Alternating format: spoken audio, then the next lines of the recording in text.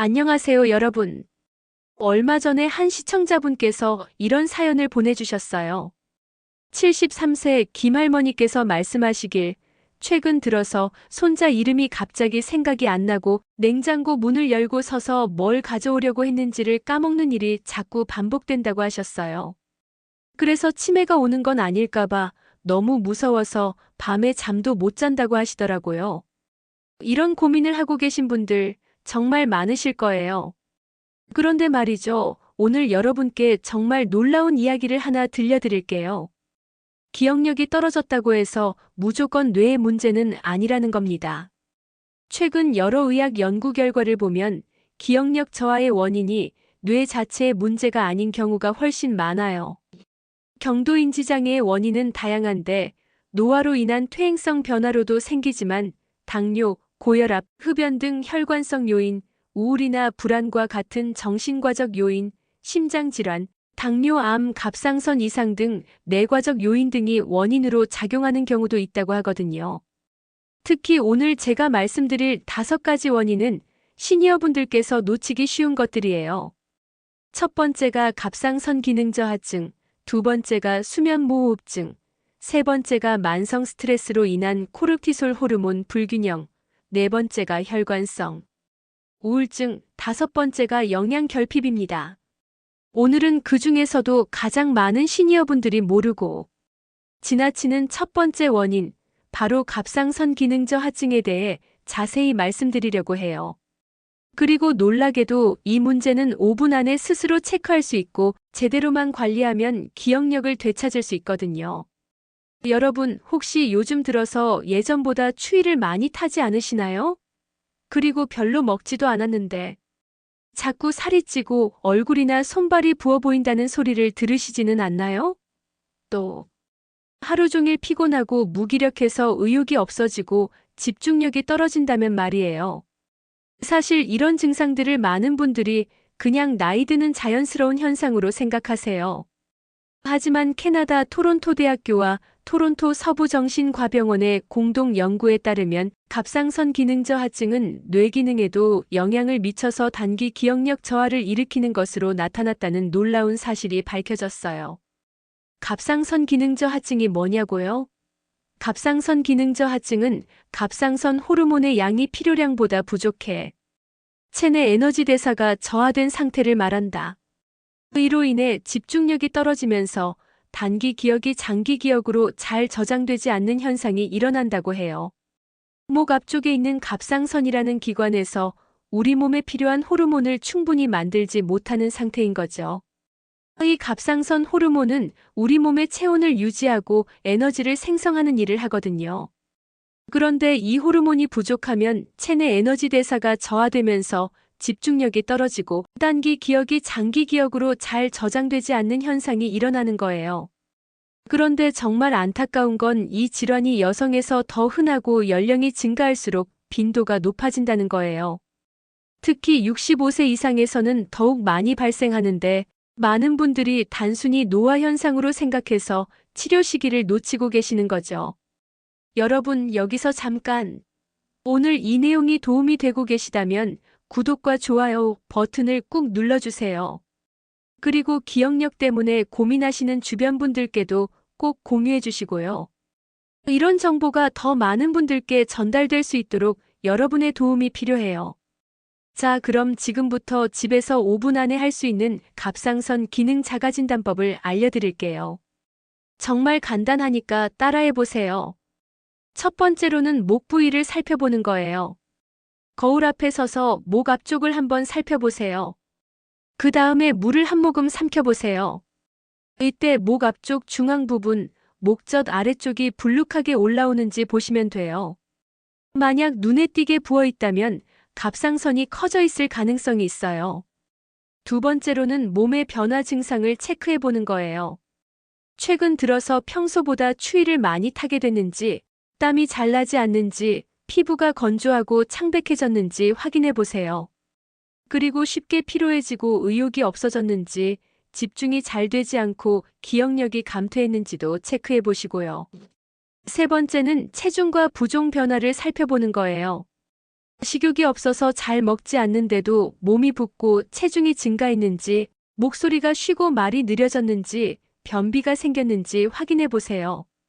특히 갑상선 기능저 하증으로 나타나는 부종은 손가락으로 눌러도 들어가는 자리가 생기지 않는다는 특징이 있어요.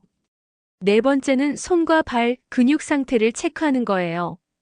팔다리가 저리고 쑤시거나 근육이 단단해지고 근육통이 생겼는지 확인해 보세요. 여성분들의 경우에는 월경량이 평소보다 증가했는지도 살펴보시고요. 다섯 번째는 정신적인 변화예요. 우울한 기분이 지속되고 정신 집중이 잘 안 되며 기억력이 감퇴해서 치매로 오해받을 정도로 심해졌는지 체크해 보세요. 갑상선 호르몬이 부족하면 온몸의 대사 기능이 저하됩니다. 추위를 잘 타고 땀이 잘 나지 않고 피부는 건조하고 창백하며 누렇게 됩니다. 쉽게 피로하고 의욕이 없으며 집중이 잘 되지 않고 기억력이 감퇴합니다거든요. 이 다섯 가지 중에서 절반 이상 해당된다면 갑상선 기능저 하증을 의심해 보셔야 해요. 그리고 여기서 정말 중요한 건 이 질환은 치료가 가능하다는 거예요. 갑상선 기능저 하증의 치료는 간단합니다. 부족한 갑상선 호르몬을 보충하는 것입니다. 호르몬 보충 치료만 받으면 기억력도 다시 좋아질 수 있거든요. 그런데 여러분, 갑상선 건강을 위해서 평소에 주의해야 할 것들이 있어요. 우리나라는 요오드 과잉 지역이기 때문에 요오드를 추가로 복용하는 것은 오히려 갑상선에 과부하를 주어 기능을 악화시킬 수 있어요. 요오드는 천일염에 많이 들어있고 미역, 김, 다시마 같은 해조류에 풍부하거든요.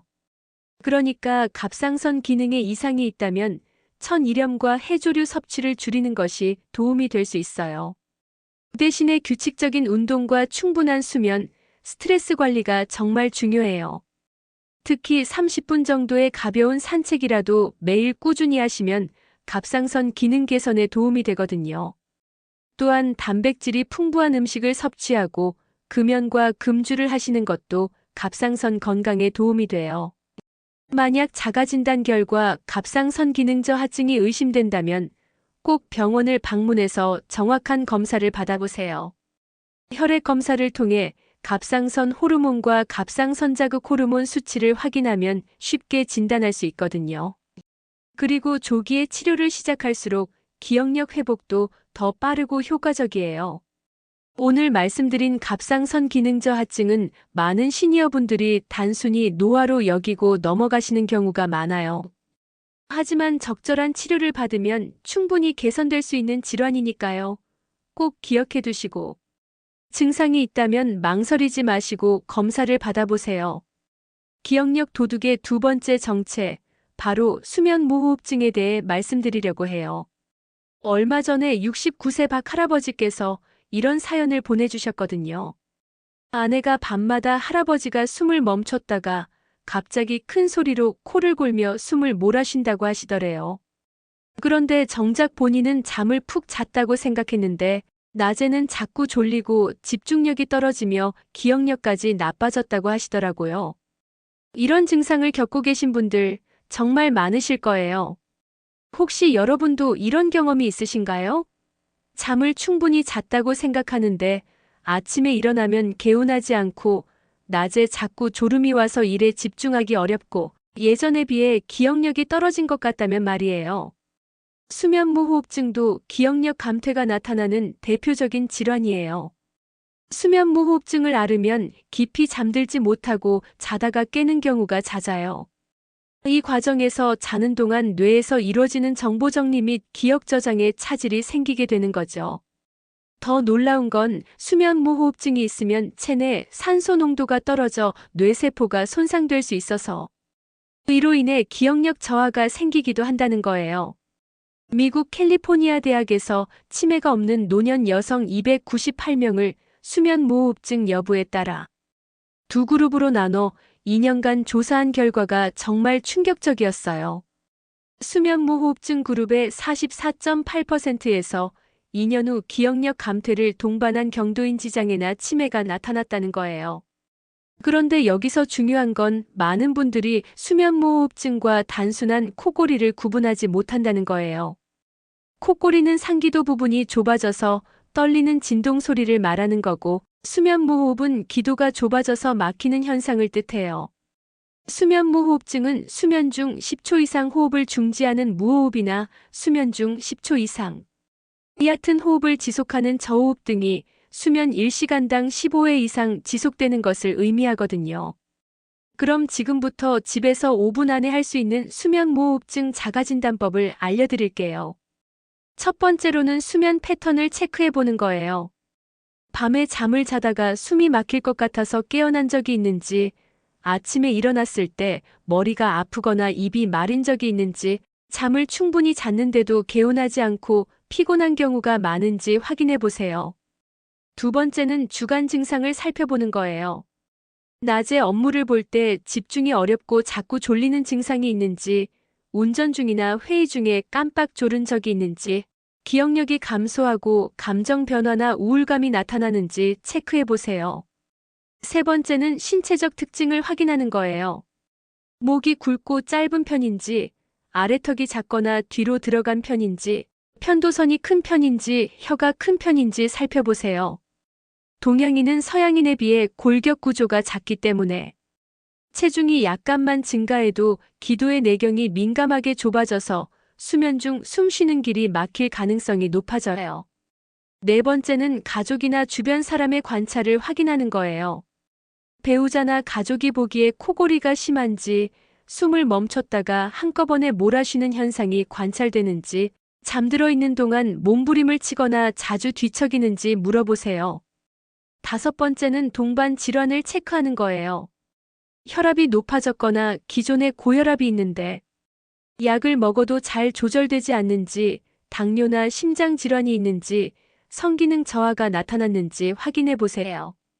혈압 조절이 어려운 저항성 고혈압의 경우 약 80% 정도까지 수면무호흡증이 동반된다는 보고가 있거든요. 만약 이 5가지 중에서 절반 이상 해당된다면 수면무호흡증을 의심해 보셔야 해요. 그리고 여기서 정말 중요한 건 수면무호흡증은 단순히 잠을 못 자는 문제가 아니라는 거예요. 수면무호흡증은 주간의 업무의 효율을 많이 떨어뜨리고 졸음 증상으로 교통사고의 위험성을 높이는 등 일상에 큰 지장을 줄 뿐만 아니라 수면 중 반복되는 무호흡은 저산소증을 유발해 전신의 염증 물질을 증가시켜 심혈관 질환의 발생 위험률을 높여요.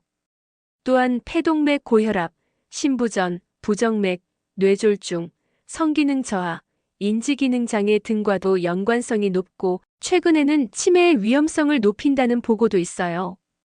더 무서운 건 미국 위스콘신 수면 코호트 연구에서 수면 무호흡이 심한 사람은 없는 사람에 비해 일반 사망은 3.4배 높고 암으로 인한 사망 위험은 4.8배 높다는 결과가 나왔어요.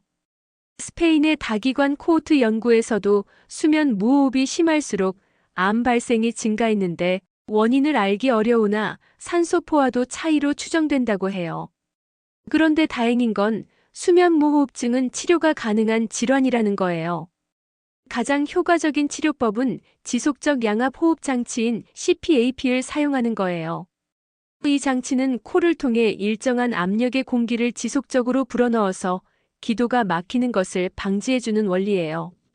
그리고 경미한 수면 무호흡증의 경우에는 생활습관 개선만으로도 상당한 효과를 볼 수 있어요.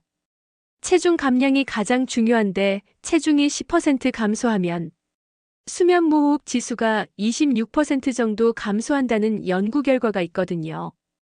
또한 금연과 금주도 중요하고 옆으로 누워서 자는 것도 도움이 돼요. 최근에는 상기도 근기능 강화 운동이라고 불리는 코골이 물리치료도 주목받고 있어요. 안면근육 운동, 연구개 운동, 설근 운동, 구강과 하악 운동 등으로 구성되어 있는데 하루에 총 15분에서 30분 정도 3개월 이상 시행하면 효과가 있다고 해요. 실제로 120명의 성인을 대상으로 근기능 강화 치료를 시행했을 때 무호흡과 저호흡 등이 줄었고 산소 포화도 저하와 코골이 등이 감소하는 양상을 보였거든요. 여러분 혹시 지금까지 단순히 코를 곤다고 생각했던 것이 사실은 수면 무호흡증이었을 수도 있어요. 특히 시니어분들의 경우에는 나이가 들면서 목 주변 근육의 탄력이 떨어지고 기도가 좁아지기 쉬워서 수면무호흡증의 위험이 더 높아져요. 만약 자가진단 결과 수면무호흡증이 의심된다면 꼭 병원을 방문해서 수면다원 검사를 받아보세요. 이 검사는 밤새 잠을 자면서 뇌파, 호흡, 심전도, 혈중 산소 포화도 등을 종합적으로 측정하는 검사인데 최근에 건강보험이 적용되어서 부담이 많이 줄었어요. 기억해 주세요. 수면무호흡증은 단순히 잠을 못 자는 문제가 아니라 우리의 기억력과 건강 전반에 심각한 영향을 미치는 질환이에요. 하지만 조기에 발견하고 적절한 치료를 받으면 충분히 개선될 수 있는 질환이니까요. 증상이 있다면 망설이지 마시고 전문의의 도움을 받아보세요. 기억력을 몰래 훔쳐가는 세 번째 도둑, 바로 만성 스트레스와 코르티솔 호르몬 불균형에 대해 말씀드리려고 해요. 얼마 전에 62세 김할머니께서 이런 이야기를 해주셨어요. 남편이 갑자기 중병에 걸려서 몇 개월째 병원을 다니고 계시는데 처음엔 스트레스 때문에 일시적으로 깜빡거리는 거라고 생각했대요. 그런데 시간이 지날수록 기억력이 더 나빠지고 밤에는 잠도 안 와서 하루 종일 피곤하고 자꾸 단 음식만 찾게 되더라고 하시더라고요. 이런 증상을 겪고 계신 분들 정말 많으실 거예요. 혹시 여러분도 최근 들어서 지속적인 스트레스를 받고 계시지는 않나요? 가족 건강 문제, 경제적 어려움, 외로움 등으로 마음이 힘드시고 그와 함께 기억력도 예전 같지 않다고 느끼신다면 말이에요. 스트레스로 인한 당질 코르티코이드 분비 증가는 치매 질환을 유발하는 대표적인 원인, 물질 중 하나라고 서울대학교 연구팀이 발표했어요. 이러한 스트레스 환경은 치매 발병 초기 단계 특징 중 하나인 미토콘드리아 기능의 손상을 유발한다고 하거든요. 코르티솔이라는 건 콩팥의 부신피질에서 분비되는 호르몬을 말해요. 주로 외부의 스트레스와 같은 자극에 맞서 몸이 최대의 에너지를 만들어낼 수 있도록 하는 과정에서 분비되어 혈압과 포도당 수치를 높이는 역할을 하죠. 이 코르티솔을 흔히 스트레스 호르몬이라고 부르는데 스트레스를 받을 때 분비량이 증가하거든요. 그런데 문제는 만성적인 스트레스예요. 만성적인 스트레스는 코르티솔의 과다 분비를 오랫동안 자극하게 되고 과도한 코르티솔의 만성적인 노출은 근력 감소, 지방의 증가, 뼈의 약화, 면역 기능 저하 등을 일으키게 돼요. 그리고 가장 중요한 건 기억력까지 떨어뜨린다는 거예요. 미국 아이오와 대학 심리학과 연구팀이 실험한 결과가 정말 놀라워요. 65세에 해당하는 늙은 쥐와 20세에 해당하는 어린 쥐를 대상으로 실험한 결과 어린 쥐의 경우 모두 정해진 시간 안에 미로에서 탈출하는 데 성공했지만 늙은 쥐의 경우 58%만이 제 시간에 빠져나왔어요. 이에 대해 연구팀은 젊은 쥐와 늙은 쥐의 차이점을 코르티솔 분비량에서 찾았다고 해요.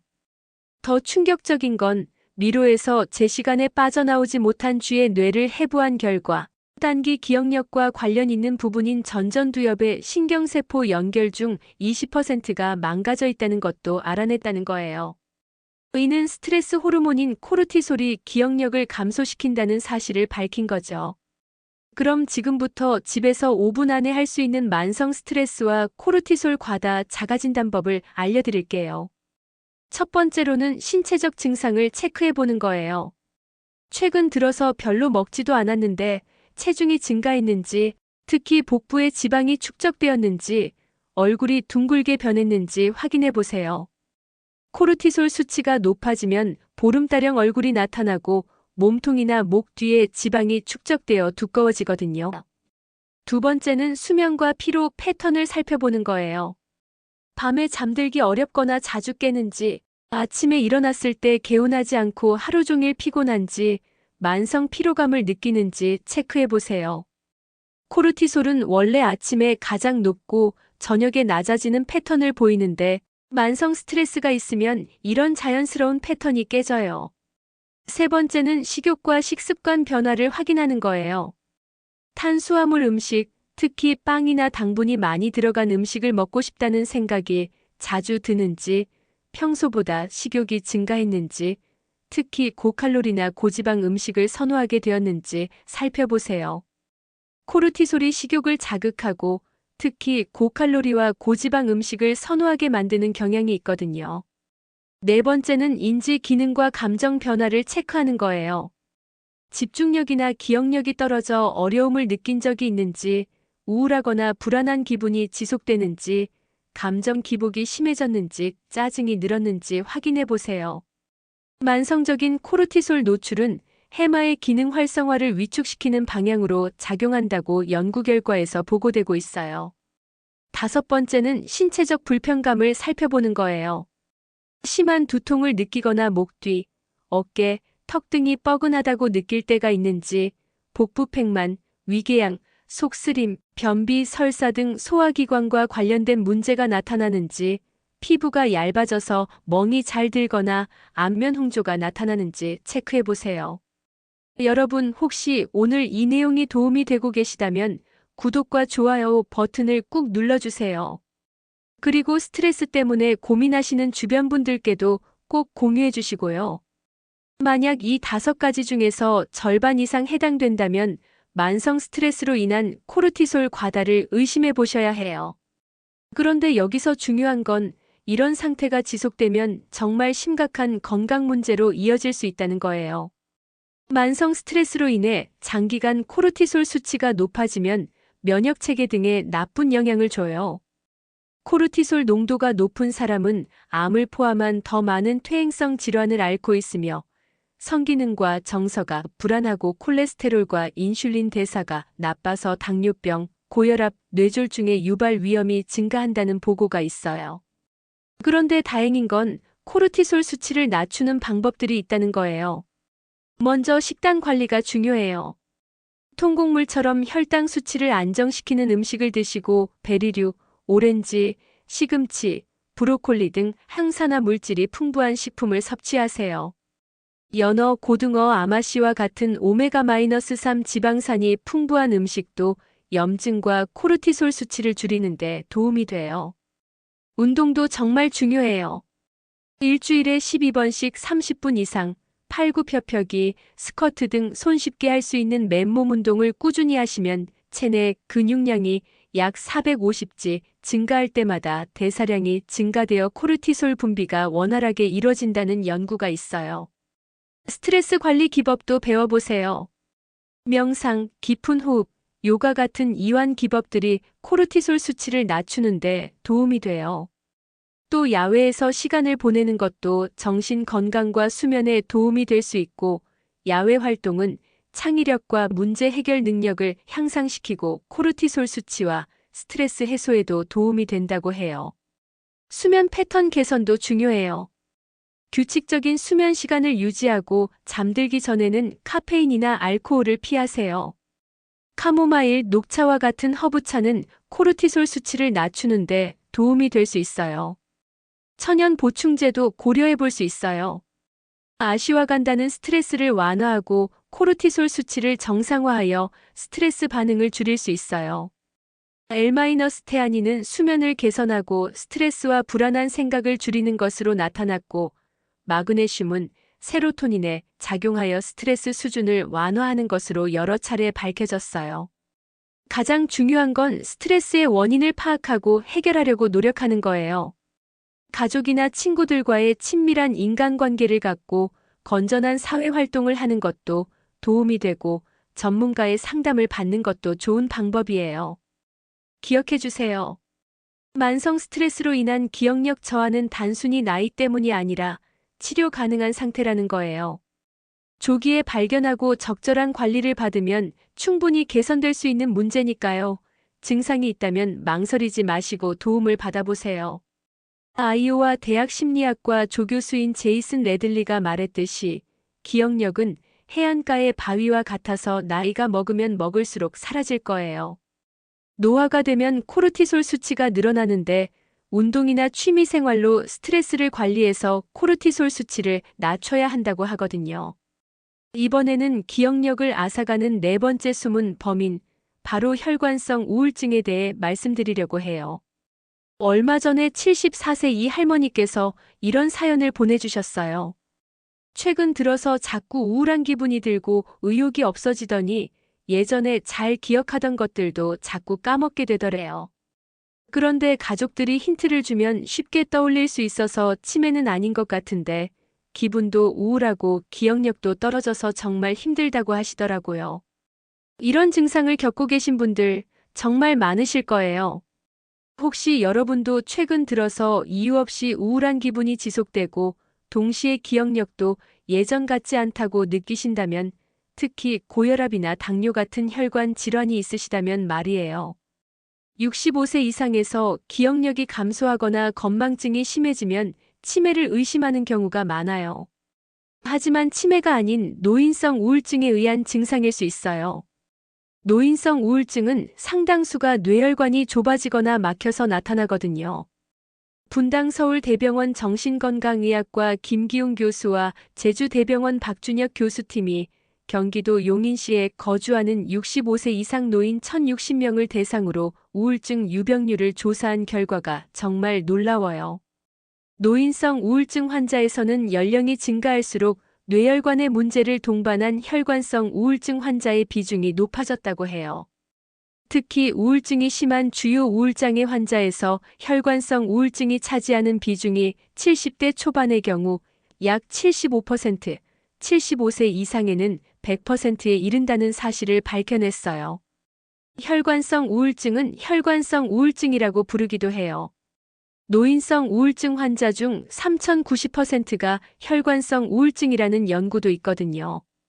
혈관성 우울증은 세로토닌 같은 신경전달 물질을 생성 분비하는 뇌 부위와 감정 기억을 관장하는 전두엽 주변 혈관이 막혀서 생겨요. 특히 기억과 관련된 전두엽 기능 부위의 모세혈관이 좁아지면서 기억력 감퇴가 나타나는 거죠.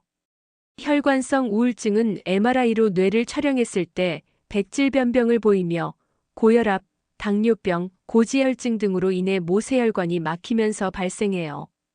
그래서 단순한 심리적 우울증과는 다르게 뇌혈관의 물리적 문제로 인해 발생하는 거거든요. 그럼 지금부터 집에서 5분 안에 할 수 있는 혈관성 우울증 자가진단법을 알려드릴게요. 첫 번째로는 우울 증상과 기억력 변화를 동시에 체크해 보는 거예요. 최근 들어서 이유 없이 우울한 기분이 2주 이상 지속되는지, 예전에 즐겁게 했던 일들에 흥미를 잃었는지, 동시에 기억력이 떨어졌다고 느끼는지 확인해 보세요. 특히 중요한 건 치매와 달리 노인성 우울증은 과거의 일에 대해 힌트를 주면 쉽게 떠올린다는 점이에요. 두 번째는 혈관 질환 위험 요인을 확인하는 거예요.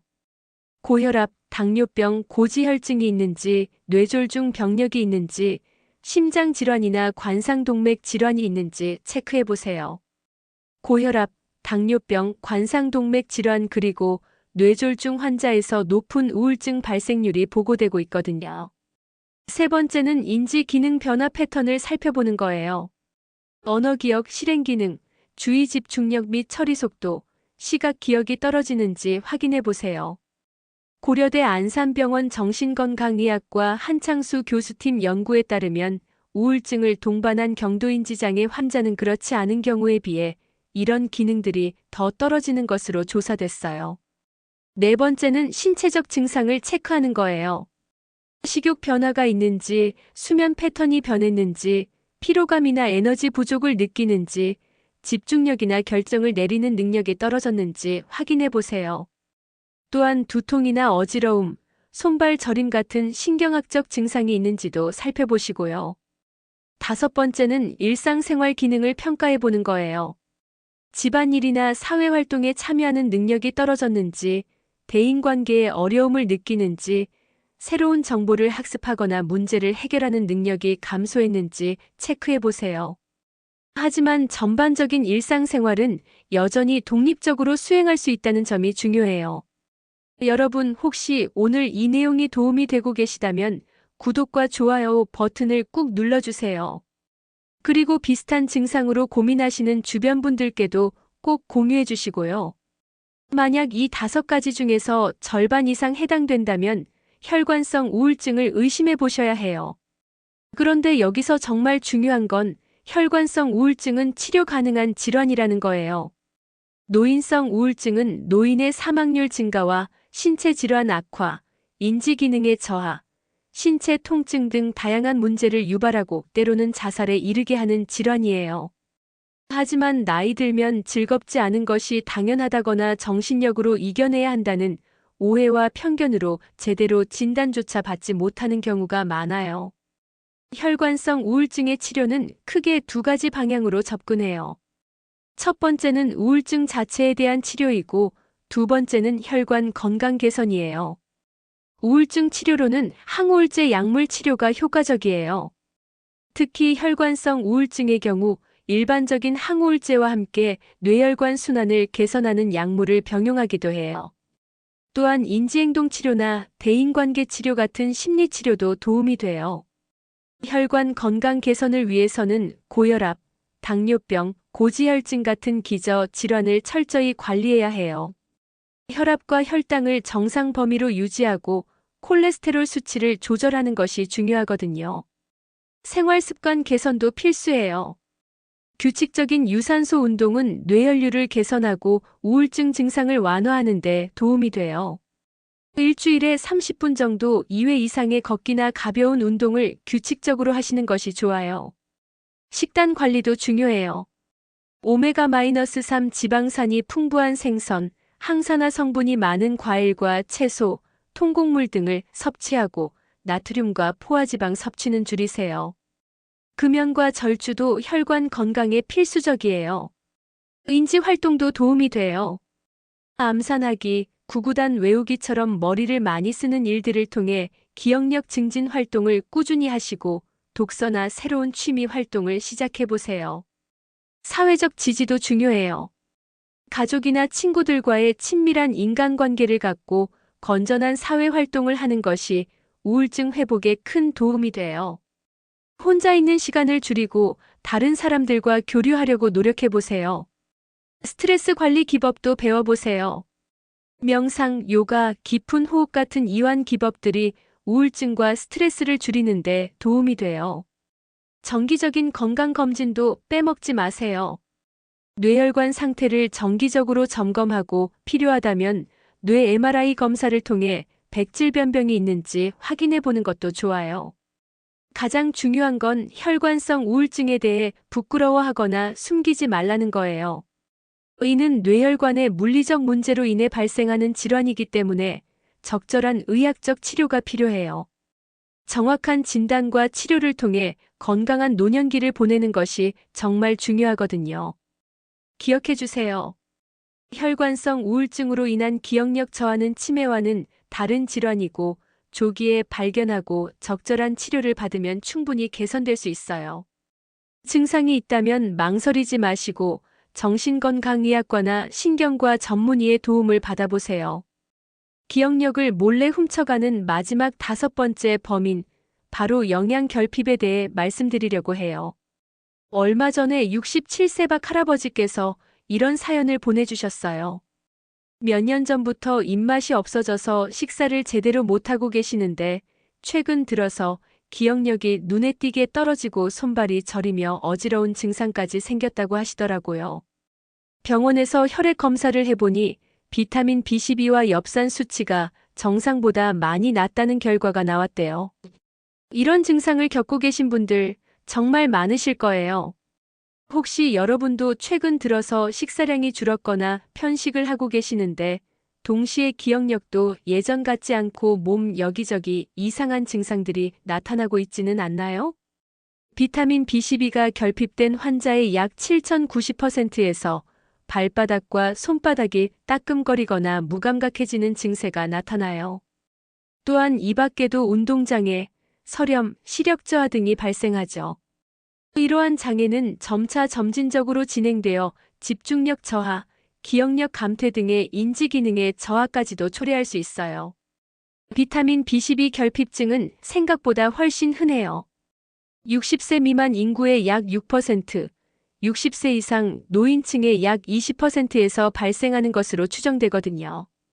특히 아시아 일부 지역에서의 비율은 80%까지 높을 수 있다고 해요. 비타민 B12는 코발라민이라고도 불리는데 엽산과 함께 적혈구를 형성하고 성숙하게 하며 세포의 유전 물질인 DNA를 합성하는 데 필요해요. 비타민 B12는 정상적인 신경 기능에도 반드시 필요하죠. 그래서 부족하면 빈혈뿐만 아니라 신경장애까지 일으킬 수 있어요.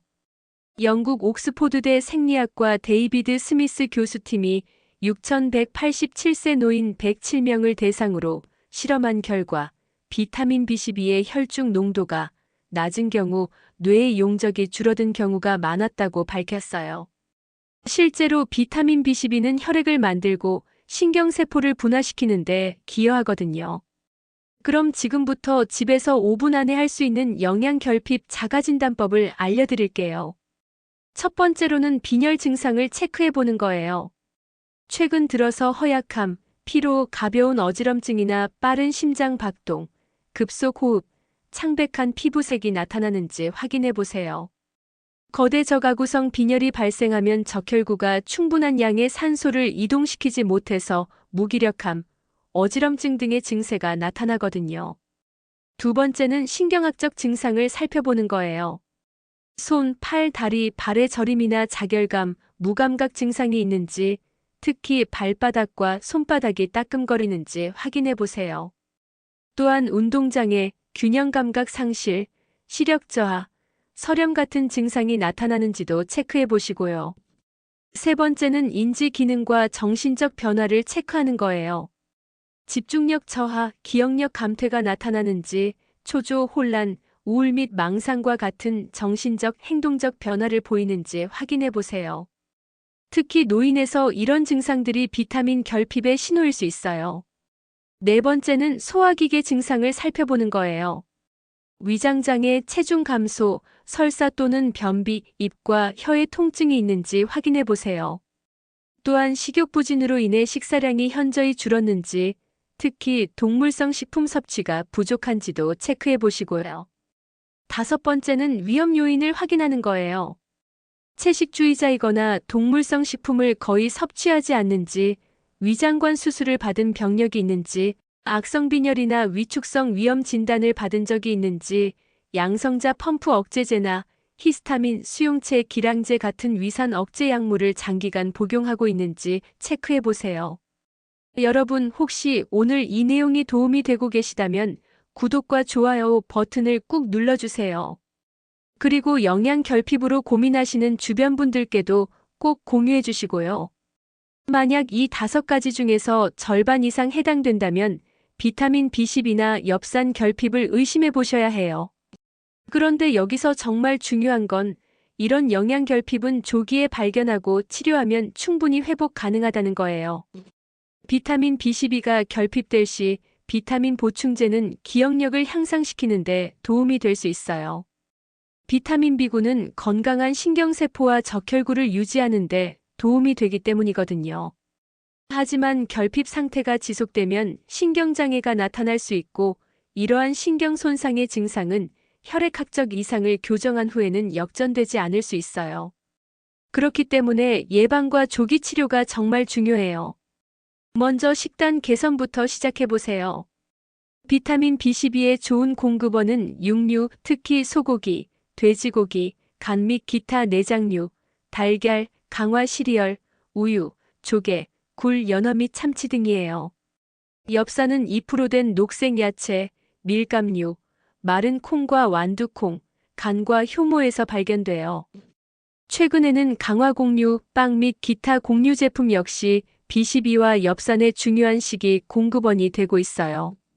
하지만 노인, 악성빈혈 환자, 위장관 수술 환자, 채식주의자 등 비타민 B12 결핍, 고위험군은 식품을 통해 충분한 양의 비타민 B12를 섭취할 수 없기 때문에 필요한 경우 담당 의료진과 상의하여 비타민 B12 보충제 복용이 필요할 수 있어요.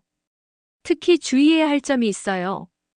엽산, 칼륨, 비타민C 보충제를 과량으로 복용할 시 비타민 B12 결핍 증세를 은폐시키거나 비타민 B12의 흡수를 저해할 수 있거든요. 그래서 환자가 비타민 B12와 엽산 모두 결핍되었다면 2가지 모두를 보충해 주어야 해요. 만약 비타민 B12 결핍인 환자가 엽산만을 보충한다면 대적혈구성 빈혈은 해결될지 모르나 비타민 B12 결핍으로 인해 초래된 기저의 신경병증은 지속될 거예요. 이런 이유로 정확한 진단과 적절한 치료가 필요한 거죠. 치료 방법은 비교적 간단해요. 비타민 B12 결핍이 있는 고령자의 경우에는 육류로부터 이 비타민을 흡수하는 것이 어려워서 이 결핍이 발생한 것이므로 B12 보충제를 복용하면 상태가 호전돼요. 경구 투여나 주사로 쉽게 보충할 수 있어요. 다른 대부분의 비타민과는 달리 B12는 신체에서 필요로 할 때까지 상당량이 주로 간에 저장돼요. 비타민 섭취를 중지할 경우 체내에 저장된 이 비타민이 모두 소진되는 데는 일반적으로 약 35년이 걸리거든요. 하지만 영아와 소아에서는 결핍 증상이 빠르게 나타날 수 있는데 이는 체내에 충분한 저장이 아직 안 되기 때문이에요. 그래서 특히 임신 중인 채식주의자의 비타민 B12 결핍을 예방하기 위해 따로 비타민 B12를 보충하는 것이 권장돼요. 정기적인 건강검진도 중요해요. 특히 60세 이상이시거나 위험 요인이 있으시다면 정기적으로 혈액 검사를 통해 비타민 B12와 엽산 수치를 확인해 보세요. 조개, 생선 등 어패류를 반찬으로 우유 및 유제품을 간식으로 섭취한다면 비타민 B12 부족을 예방할 수 있어요. 만약 소화기계 질환이 있거나 흡수 장애가 있다면 더욱 적극적인 관리가 필요해요. 셀리악병, 크론병, 낭포성 섬유증과 같은 흡수 장애와 연관된 질환을 갖고 있는 분들은 특히 주의하셔야 해요.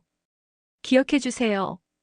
영양 결핍으로 인한 기억력 저하는 뇌 자체의 문제가 아니라 영양소 부족으로 인한 것이기 때문에 적절한 영양 보충으로 충분히 개선될 수 있어요. 하지만 신경 손상이 진행되기 전에 조기에 발견하고 치료하는 것이 정말 중요하거든요. 적절한 치료는 증상을 해소하지만 손상된 신경은 전처럼 회복되지 않을 수도 있기 때문에 증상이 있다면 망설이지 마시고 의료진의 도움을 받아보세요. 특히 비타민 B12나 엽산 결핍은 간단한 혈액 검사로 진단할 수 있고 치료도 비교적 간단하니까요. 지금까지 기억력을 몰래 훔쳐가는 숨은 범인들과 5분 만에 기억력을 되찾는 방법에 대해 자세히 알아봤어요. 오늘은 그 모든 내용을 한 번에 정리해서 여러분이 쉽게 실천할 수 있도록 마무리해 드리려고 해요. 많은 분들이 기억력이 떨어지면 무조건 뇌의 문제나 치매 때문이라고 생각하시는데 우리가 알아본 바로는 그렇지 않았죠. 실제로는 뇌 외적인 다른 원인들이 기억력을 떨어뜨리는 경우가 훨씬 많았어요. 첫 번째 기억력 도둑은 갑상선 기능 저하증이었어요. 목 앞쪽의 갑상선에서 호르몬을 충분히 만들지 못해서 체내 에너지 대사가 저하되고 집중력이 떨어지면서 단기 기억이 장기 기억으로 잘 저장되지 않는 문제였죠. 캐나다 토론토 대학교 연구에서도 갑상선 기능 저하증이 뇌 기능에 영향을 미쳐 단기 기억력 저하를 일으킨다는 것이 밝혀졌어요. 두 번째는 수면 무호흡증이었어요. 자는 동안 호흡이 멈추거나 얕아지면서 뇌에서 이루어지는 정보 정리와 기억 저장에 차질이 생기는 거였죠. 미국 캘리포니아 대학 연구에서는 수면 무호흡증이 있는 그룹의 44.8%에서 2년 후 기억력 감퇴를 동반한 경도인 지장애나 치매가 나타났다는 충격적인 결과가 나왔어요. 세 번째는 만성 스트레스와 코르티솔 호르몬 불균형이었어요. 서울대학교 연구팀이 발표한 바에 따르면 스트레스로 인한 당질 코르티코이드 분비 증가는 치매 질환을 유발하는 대표적인 원인 물질 중 하나라고 했어요. 미국 아이오와 대학 연구에서도 스트레스 호르몬인 코르티솔이 전전두엽의 신경세포 연결 중 20%를 망가뜨린다는 것이 확인됐죠. 네 번째는 혈관성 우울증이었어요. 분당 서울대병원 김기웅 교수팀 연구에서 노인성 우울증 환자에서는 연령이 증가할수록 뇌혈관 문제를 동반한 혈관성 우울증 환자의 비중이 높아졌고 특히 75세 이상에서는 100%에 이른다는 사실이 밝혀졌어요. 다섯 번째는 영양결핍, 특히 비타민 B12와 엽산 부족이었어요. 비타민 B12 결핍증은 60세 이상 노인층의 약 20%에서 발생하는데 결핍된 환자의 7,090%에서 신경학적 증상이 나타나고 점진적으로 집중력 저하, 기억력 감퇴까지 초래할 수 있어요. 그럼 이 5가지 문제를 어떻게 해결할 수 있을까요? 우리가 배운 5분 자가진단법을 다시 한번 정리해 드릴게요. 갑상선 기능 저하증은 목 부위 관찰, 체중과 부종 변화, 추위를 타는 정도, 피로감과 무기력, 우울감과 기억력 변화를 체크하시면 돼요. 수면무호흡증은 수면 패턴, 주간 졸음, 신체적 특징, 가족의 관찰, 동반 질환을 확인하시고요. 만성 스트레스는 신체적 증상, 수면과 피로 패턴, 식욕과 식습관 변화, 인지 기능과 감정 변화, 신체적 불편감을 체크해 보세요. 혈관성 우울증은 우울 증상과 기억력 변화, 혈관 질환 위험 요인, 인지 기능 변화 패턴, 신체적 증상, 일상생활 기능을 평가해 보시면 돼요. 영양결핍은 빈혈 증상, 신경학적 증상, 인지 기능과 정신적 변화, 소화기계 증상, 위험 요인을 확인하시면 됩니다. 가장 중요한 건 이 모든 문제들이 치료 가능하다는 거예요. 갑상선 기능 저하증은 호르몬 보충 치료로, 수면무호흡증은 CPAP 장치나 생활습관 개선으로, 만성 스트레스는 스트레스 관리와 운동으로, 혈관성 우울증은 항우울제와 혈관 건강관리로, 영양결핍은 적절한 보충제와 식단 개선으로 모두 좋아질 수 있어요. 여러분 혹시 오늘까지의 모든 내용이 도움이 되셨다면 구독과 좋아요 버튼을 꾹 눌러주시고 댓글로 어떤 부분이 가장 유용했는지 알려주세요. 그리고 기억력 때문에 고민하시는 주변 분들께도 꼭 공유해 주시고요. 기억력 저하는 단순히 나이 때문이 아니라 대부분 치료 가능한 다른 원인들 때문이에요. 조기에 발견하고 적절한 관리를 받으면 충분히 개선될 수 있는 문제들이니까요. 증상이 있다면 망설이지 마시고 전문의의 도움을 받아보세요. 오늘 알려드린 5가지 자가진단법을 정기적으로 체크해 보시고 해당되는 증상이 있다면 적극적으로 관리해 보세요. 여러분의 소중한 기억력을 되찾고 건강한 노년을 보내실 수 있을 거예요. 지금까지 함께 해주신 모든 분들께 진심으로 감사드리고 앞으로도 더 유익한 건강 정보로 찾아뵐게요. 모두 건강하고 행복한 하루 보내세요.